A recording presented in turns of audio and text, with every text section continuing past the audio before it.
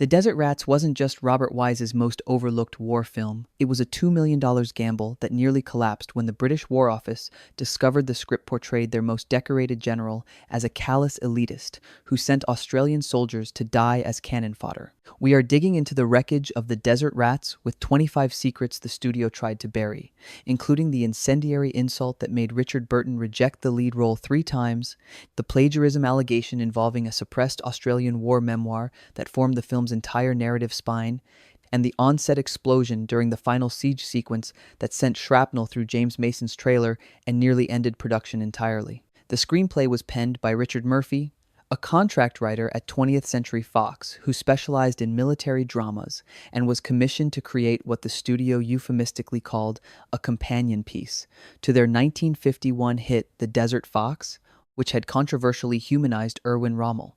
The original working title was Siege at Tobruk, but the British Ministry of Information demanded the change after reading Murphy's first draft, which they deemed an insult to Commonwealth unity because it depicted British officers treating Australian troops as expendable colonials. Murphy's research had uncovered a suppressed 1946 memoir by an Australian sergeant named Chester Wilmot, whose unpublished manuscript Tobruk and El Alamein. The Australian sacrifice detailed the class tensions and strategic sacrifices that British command imposed on ANZAC forces during the North African campaign. Wilmot's estate would later claim that Murphy had accessed the manuscript through military archives without permission or compensation, essentially plagiarizing the emotional core and several specific incidents that appear in the film. The studio settled quietly out of court in 1955, paying an undisclosed sum to Chester Wilmot's widow while burying any public acknowledgement of the source material. But the real problem wasn't the script's historical accuracy, it was the diplomatic firestorm.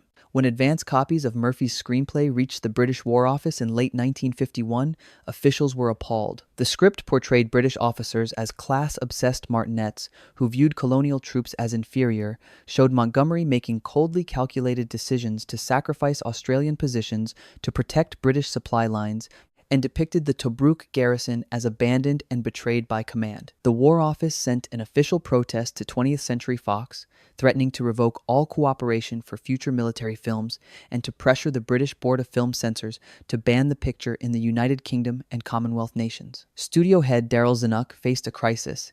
He'd already committed to the production, but losing access to British military cooperation and Commonwealth markets could devastate the film's profitability. Casting the lead role of Captain Tammy MacRoberts, the Australian officer commanding the ragtag garrison defending Tobruk, required an actor who could convey working-class resentment toward British authority while maintaining enough charisma to lead. The studio's first choice was Richard Burton, a Welsh actor who was desperately trying to break into Hollywood after years of stage work in Britain. Burton rejected the role 3 times, and the reason was deeply insulting to 20th Century Fox. Richard Burton's agent later revealed that Burton found the script derivative propaganda that reduced complex imperial politics to simplistic action heroics, and Burton himself told Daryl Zanuck in a confrontational meeting that he wasn't interested in playing another expendable colonial dying nobly for the empire. What changed Richard Burton's mind was pure financial desperation.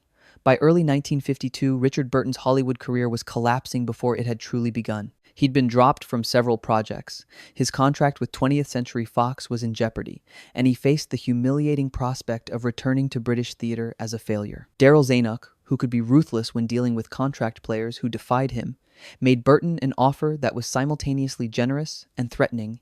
Accept The Desert Rats at an increased salary with a promise of better future roles, or have his Fox contract terminated and be effectively blacklisted from Hollywood productions.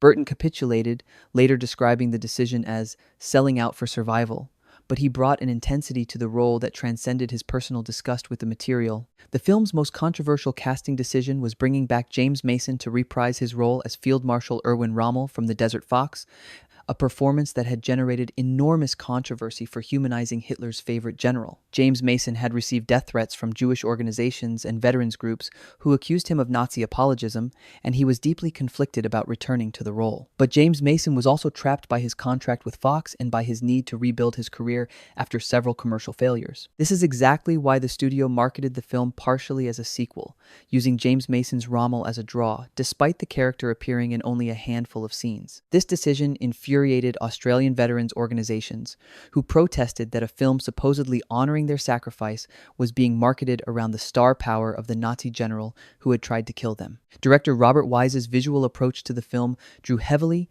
and entirely without credit or compensation from the war photography of Australian photojournalist Damien Perrer, who had documented Australian forces in North Africa and the Pacific before being killed in action in 1944. Film historians have documented shot-for-shot correspondences between Damien Perrer's photographs and specific frames in the film, particularly the sequences showing Australian soldiers silhouetted against desert dawns. Damien Perrer's estate was never approached for permission, and his widow only discovered the visual plagiarism when she attended a screening in Sydney in 1953. She considered legal action but was advised that proving copyright infringement of photographic composition in a motion picture would be nearly impossible under existing law. The uncredited appropriation of Damien Perrer's visual language became a quiet scandal in Australian film circles, another example of Hollywood extracting value from Australian sacrifice without acknowledgement or compensation. Production began in March 1952 in the California desert near Yuma, Arizona, where the terrain could approximate the North African landscape. The desert heat was punishing, with temperatures regularly exceeding 110 degrees Fahrenheit, and the predominantly British crew struggled with conditions far more extreme than anything they'd experienced in North Africa during actual wartime. Dehydration and heat exhaustion became constant problems, and shooting schedules had to be adjusted to avoid the midday sun, compressing an already tight timeline even further. Robert Wise resented the assignment but approached it professionally, determined to extract whatever artistic value he could from the material. But what the cameras didn't show was the mechanical nightmare plaguing the centerpiece sequences, the tank battles between German panzers and the improvised Australian defenses. The United States Army had provided vintage tanks for the production, including several M3 Stuart light tanks painted to resemble German panzers and actual British Matilda tanks that had seen service in North Africa. These decades-old vehicles were mechanically unreliable and frequently broke down during shooting, causing expensive delays that threatened to push the film over budget. Worse, the Army advisors assigned to the production clashed constantly with Robert Wise over tactical realism.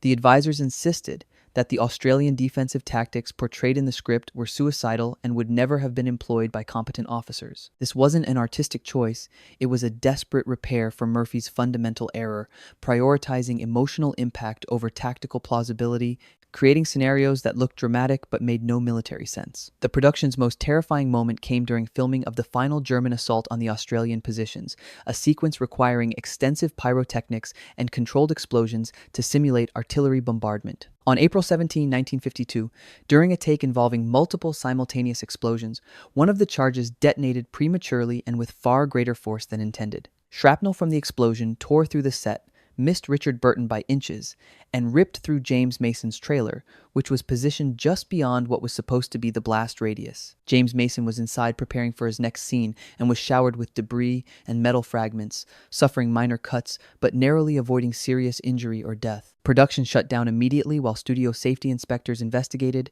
and the special effects coordinator was fired on the spot. The incident was hushed up by the studio, with witnesses pressured to sign non-disclosure agreements and the official accident report classifying it as a minor mishap with no injuries. Richard Burton's approach to the role became increasingly intense and self-destructive as production continued.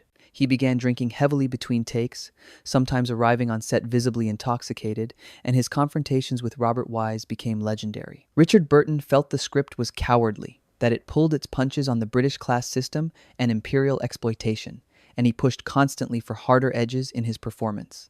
The two men barely spoke off-camera, communicating through intermediaries, and Richard Burton's relationship with the largely British supporting cast deteriorated as his Australian accent became more pronounced and his dialogue delivery more working class and contemptuous. Richard Burton was essentially method acting the class resentment that the script only gestured toward, making his fellow actors uncomfortable by treating them with the same disdain MacRoberts would have felt for British officers. One of the film's most controversial elements involved actual documentary footage from the Siege of Tobruk that Richard Murphy had obtained from Australian military archives. This footage, shot by Australian combat cameramen during the actual 1941 siege, showed dead and wounded soldiers in graphic detail that was far beyond what American audiences were accustomed to seeing in war films. Richard Murphy had insisted on incorporating this footage to give the film documentary authenticity and to honor the actual sacrifice of the Tobruk garrison.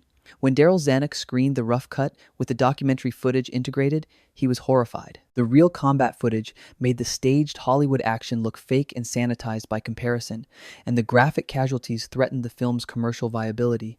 This was 1953, and American war films still adhered to sanitized conventions about depicting death and injury. Daryl Zanuck ordered almost all of the documentary footage removed over Richard Murphy's vociferous protests. Only a few brief snippets survived in the final cut, usually in montage sequences where they could be obscured by editing. When The Desert Rats premiered in Sydney in May 1953, the response from Australian veterans and their families was explosive and overwhelmingly negative. Veterans organizations that had cooperated with the production felt betrayed by the final product. They accused the studio of promising a film that would honor Australian sacrifice while delivering a sanitized adventure story that minimized British culpability and turned real tragedy into Hollywood heroics. The Returned in Services League of Australia issued a formal statement condemning the film as American exploitation of Australian sacrifice for commercial profit, and several theaters in Melbourne and Brisbane faced pickets from veterans who urged audiences to boycott. The controversy centered on the film's ending, where MacRoberts and his men are portrayed as grateful for British relief rather than bitter about being abandoned for months. One of the film's most glaring omissions was any serious depiction of combat trauma, shell shock, or the psychological breakdown that affected many Tobruk defenders. Richard Murphy's original script included scenes showing Australian soldiers suffering mental collapse after months of constant bombardment, officers struggling with the moral weight of sending men into suicidal defensive actions, and the erosion of military discipline as the siege dragged on without relief. These scenes were systematically removed during rewrites at Daryl Zanuck's insistence, partly because the production code discouraged depictions of military psychological breakdown as potentially damaging to morale and recruitment. The result was a film where soldiers endure months of siege with essentially intact mental health, suffering only the kind of noble exhaustion that can be cured by a rousing speech and a successful counterattack. The film's most politically delicate element was its portrayal, or rather its careful non-portrayal, of Field Marshal Bernard Montgomery, the British commander whose strategic decisions had directly shaped the Tobruk garrison's fate. Bernard Montgomery was still alive in 1953, still influential in British military and political circles, and still intensely protective of his reputation. The British War Office had made clear that any direct criticism of Bernard Montgomery would result in immediate withdrawal of cooperation and potential legal action for defamation. Richard Murphy's original script included scenes showing Montgomery's headquarters making coldly calculated decisions to leave the Tobruk garrison exposed, while British forces fell back, prioritizing the preservation of British units over Commonwealth troops. These scenes were cut entirely, and Bernard Montgomery appears in the final film only as a distant figure mentioned in dialogue, never seen or directly characterized. This absence is conspicuous. The film tells the story of a siege that was fundamentally shaped by high command decisions, while refusing to show or meaningfully discuss those decisions. One of the film's subtle but significant choices was the casting of the Australian rank-and-file soldiers, which reflected and reinforced class hierarchies that the script supposedly criticized. The enlisted Australian soldiers were played almost entirely by American character actors affecting Australian accents of wildly varying quality, while the British officers, even minor ones, were played by actual British actors, many of whom had aristocratic backgrounds or training at prestigious drama schools. This created an unintentional but visible class division on screen, where the Australians spoke with Hollywood standard rough accents and the British spoke with cultivated received pronunciation. The effect was to make the Australians seem less educated and sophisticated, inadvertently reinforcing the very imperial attitudes the film claimed to critique. The decision to bring back James Mason's Rommel and to give him scenes of philosophical reflection and military chivalry reignited the controversy that had surrounded the Desert Fox. Jewish organizations and Holocaust survivors groups renewed their protests, pointing out that Rommel, regardless of his personal conduct in North Africa, had served Hitler's regime and that his clean Wehrmacht reputation was largely a post-war myth constructed to make German rearmament palatable during the Cold War. The studio's defense, that showing an honorable enemy made the Allied victory more meaningful, rang hollow to critics who noted that the film spent more time humanizing Rommel than exploring the actual lives and motivations of the Australian soldiers it purported to honor. This wasn't an artistic choice. It was a desperate repair for the commercial problem that Richard Burton was still a relative unknown in 1953, while James Mason was an established star whose name could sell tickets. Australian military historians who attended preview screenings compiled extensive lists of historical inaccuracies, tactical impossibilities, and timeline compressions that reduced 8 months of siege to what feels like a few weeks of intermittent action. The real Tobruk siege involved complex naval supply operations, air support battles, and multinational garrison rotations that the film reduces to a simple narrative of Australians holding the line until British relief arrives. Specific incidents that became infamous in Australian military history, such as the Easter Battle, where Australian positions were nearly overrun and only held through desperate close-quarters fighting, were either omitted or so simplified as to be unrecognizable. The film also entirely omits the role of British, Indian, and Polish troops who served in the garrison alongside the Australians, creating a misleading impression that the defense was an exclusively Australian effort. Lee Harleen's musical score became another point of contention, particularly among Australian audiences who felt the bombastic, Hollywood-style heroic themes were inappropriate for a story about soldiers who had felt abandoned and betrayed. Lee Harleen, a veteran composer who had won an Academy Award for Pinocchio, delivered exactly what Daryl Zanuck wanted: a rousing, triumphant score that emphasized heroism and ultimate victory rather than the grinding endurance and quiet bitterness that characterized the real siege. The music swells during British relief scenes, suggesting joyous liberation, while historical accounts describe the actual relief as bittersweet. The Australians were glad to be relieved, but resentful about how long they'd been left exposed, and about the casualties they'd suffered while British forces remained in safer positions. When The Desert Rats opened in American theaters in May 1953, it performed respectably but unspectacularly, earning back its production costs and turning a modest profit without becoming the hit Daryl Zanuck had hoped for. American audiences, largely unfamiliar with the Tobruk siege and uncertain about whether to root for characters who spent much of the film complaining about British leadership,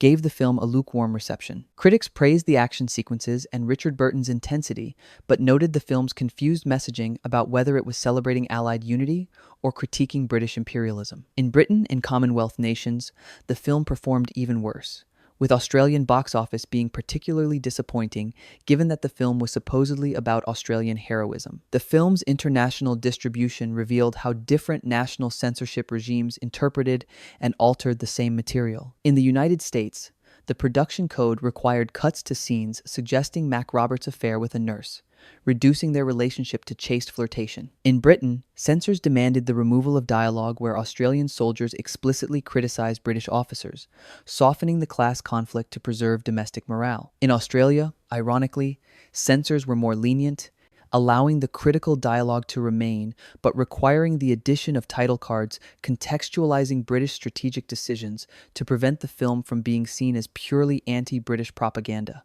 In Germany, the film was heavily edited to remove scenes glorifying Rommel, as post-war German authorities were still sensitive about any rehabilitation of Wehrmacht figures. These different cuts meant that audiences in different countries saw fundamentally different films. Richard Burton's view of the film evolved dramatically over his career.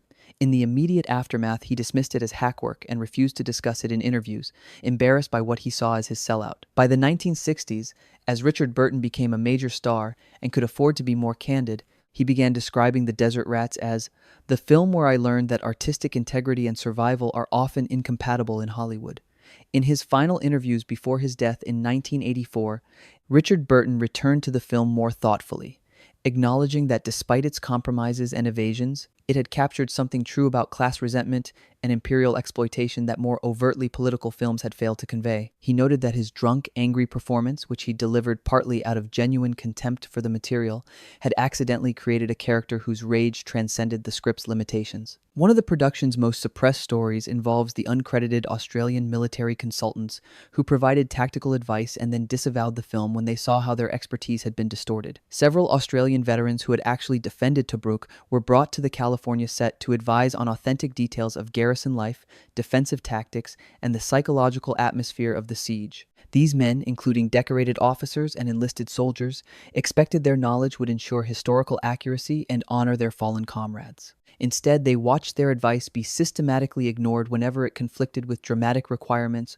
or challenged the script's political compromises. One consultant, a former captain named Malcolm Urin, wrote a scathing letter to Daryl Zanuck, detailing how the production had wasted their time and expertise. But the letter was buried in studio archives and only came to light in the 1990s when historians researched the film's production. Understanding The Desert Rats requires recognizing the specific political moment of its creation. By 1953, the Cold War was intensifying. The Korean War had created new anxieties about military readiness and Allied cooperation, and the United States was working to strengthen its alliances with Commonwealth nations as a counterweight to Soviet expansion. A film that seriously examined how British imperial attitudes had exploited Australian troops during World War II could undermine that alliance-building effort, suggesting that Commonwealth unity was a facade masking continuing exploitation. This wasn't an artistic choice. It was a desperate repair for the geopolitical reality that honest historical examination might interfere with current strategic objectives. The film's evasions and compromises reflect this context. It had to acknowledge Australian grievances enough to seem authentic, while ultimately affirming Commonwealth solidarity to serve contemporary political purposes. Rumors have persisted for decades that Robert Wise assembled a longer, more politically explicit cut of the film that was screened once for studio executives before being ordered destroyed. These rumors, which Robert Wise neither confirmed nor denied during his lifetime, suggest that this lost version included the suppressed documentary footage, restored scenes criticizing Bernard Montgomery and British command, and a darker ending where MacRoberts survives but remains bitter about the sacrifices demanded of his men. Film historians have searched Fox archives for evidence of this cut but have found only fragmentary documentation, memos referencing alternative versions, and extended assemblies without specifying their content or whereabouts. In 1998, an archivist claimed to have found reels labeled Desert Rats Extended Version in a Fox storage facility, but before they could be properly examined or preserved, they disappeared under mysterious circumstances, possibly deliberately destroyed by executives who didn't want the studio's historical compromises exposed. Contemporary critical reception revealed the film's fundamental contradictions and its failure to satisfy any constituency. Bosley Crowther of the New York Times called it a competent if unremarkable war picture that raises questions about Allied politics. It lacks the courage to answer, praising the action sequences while noting the narrative's evasions. Variety recognized it as technically proficient but dramatically inert, caught between criticism and celebration without committing to either, and predicted modest commercial returns. British critics were generally more positive, relieved that the film had pulled its punches on criticizing British leadership, while Australian critics were uniformly harsh, with the Sydney Morning Herald calling it Hollywood's latest insult to Australian sacrifice, reducing our dead to extras in a morality play that refuses to confront the moral questions. The film earned no major award nominations and was quickly overshadowed by other 1953 releases. But the algorithm of history has vindicated the Desert Rats, and nowadays it's viewed as a fascinating example of how commercial and political pressures can create films full of productive contradictions that accidentally tell truths their makers tried to suppress. Film scholars study it as a case study in Cold War cultural politics, examining how the need to maintain Allied unity shaped Hollywood's representation of World War II history. Australian film historians have reclaimed it as a valuable document of how Australian sacrifice was commodified and sanitized by American popular culture, using its evasions and distortions as evidence of the cultural imperialism they critique. Richard Burton scholars recognize it as the film where he learned to use his contempt for material as a performance tool, channeling genuine anger into roles that transcended their scripts. The film's very failure to resolve its contradictions, its inability to decide whether it's celebrating Commonwealth unity or critiquing imperial exploitation, has made it more interesting to contemporary viewers than the straightforward propaganda it might have become. But let me know below, was The Desert Rats a betrayal of Australian sacrifice that sanitized imperial exploitation for Cold War political purposes? Or was it the most honest critique of British command that could have been made within the constraints of 1950s Hollywood? Did Richard Burton's coerced performance accidentally create something more subversive than the filmmakers intended? Or does his personal compromise with the material invalidate any claims to artistic integrity?